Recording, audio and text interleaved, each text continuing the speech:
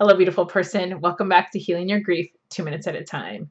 This week, I have had a couple different healing and therapy sessions that have resulted in some really in-your-face self-awareness moments where I've recognized some patterns or some things that I'm doing to myself that it's just causing me pain and struggle and hardship and stuff that I just really don't need. And it started out as grief and has now turned into all these different things that I can do better and change in my life and change for my own heart so that I can allow more love into my own heart.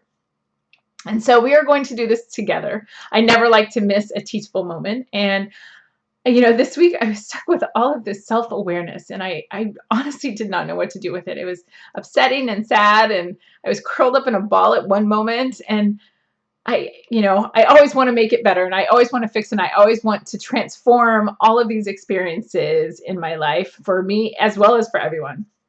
And so I wrote a list out, and I cried and I wept, and I wrote a list out of all the things that were hurting in my heart. And if it was a person or experience or a feeling, I wrote all those things down. And then I sent love to every single person that was involved in creating that pattern, in creating that situation.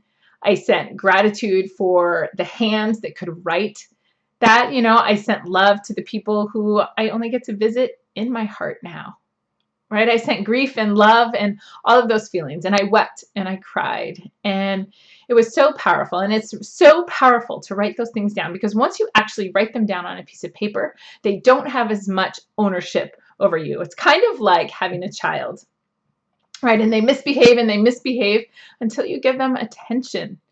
And once you give them the attention that they need, they go off and they go and they play and they leave you alone. Well, same is true for patterns and the stuff that is really challenging in your heart. Once you give it attention, it doesn't have the same amount of power over you.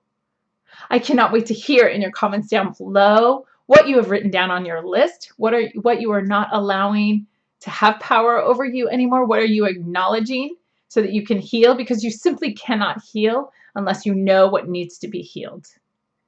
Please subscribe to my channel. My videos are up every Thursday, and I hope you have a great week. Take care.